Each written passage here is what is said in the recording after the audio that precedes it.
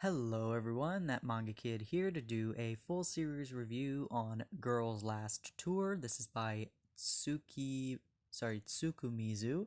This is a YenPress title, 6 volumes complete.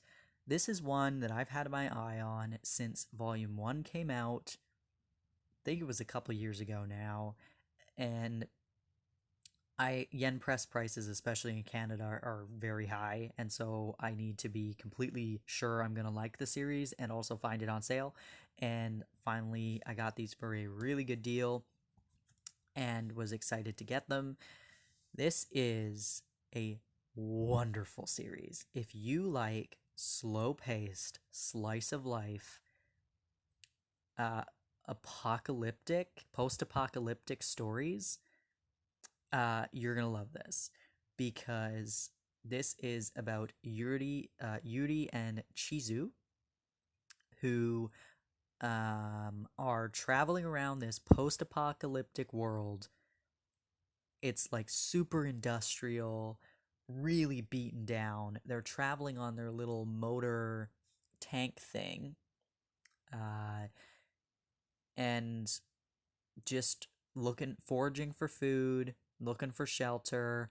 They have a goal, they have a destination, and they're trying to get up to the top of the world. I don't know what they call it. I don't remember, but they're basically traveling to a specific location that they've never been to before, but they have their destination in mind, and they're just trucking along. And uh, it's the two of them. Their humanity is like it's gone. Um, you don't really know. It doesn't really tell you what happened, why it happened, why they are seemingly some of the only humans still alive or present wherever they are. Um, the setting is pretty ambiguous. Like, we don't know what country this is, if it's a fictional country, if it's a real country that's based on. Um, at least as far as I can remember, I don't think it mentions any location. It's just really magnificent, honestly. And it's so fun to see life through their eyes because you can tell this is set in the future because they constantly talk about the old time, um, back then. And it talks about like food that we eat now, and oh, I heard they used to do this, and it's like stuff we do today. So clearly it's set far in the future, and these girls are, uncovering things, finding things that they have never experienced, that they're like, oh, this is that thing that I've heard about. Um, it's so good, so good. It's it's really, really beautiful. The art is interesting. Obviously, you can see the character designs on the cover, but very, very industrial. Uh, Wonderful, wonderful art. Very quick kind of read. It doesn't take very long at all.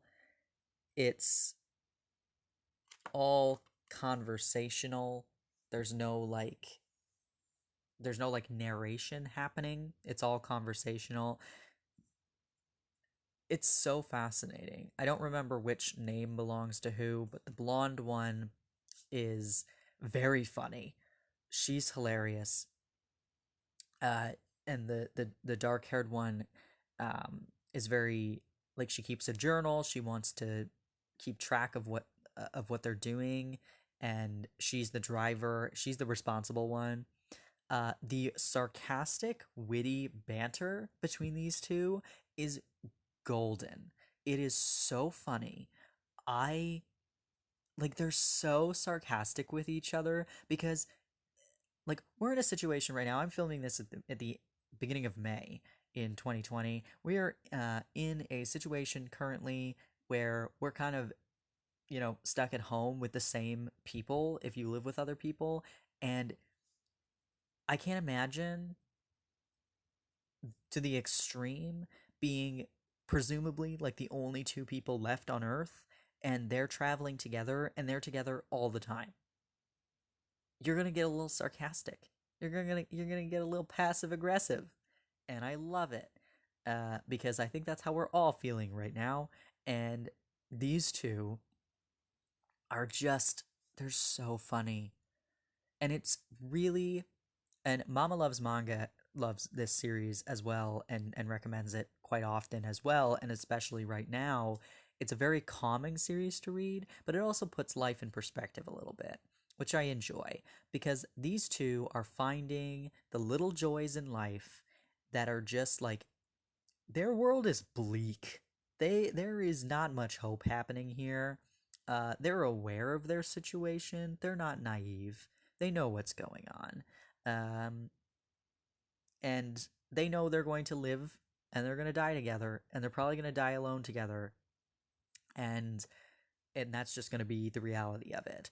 uh they know that the world isn't going to repopulate itself and everything's going to be, whatever. They're finding the little joys along their little adventure, and it's wonderful.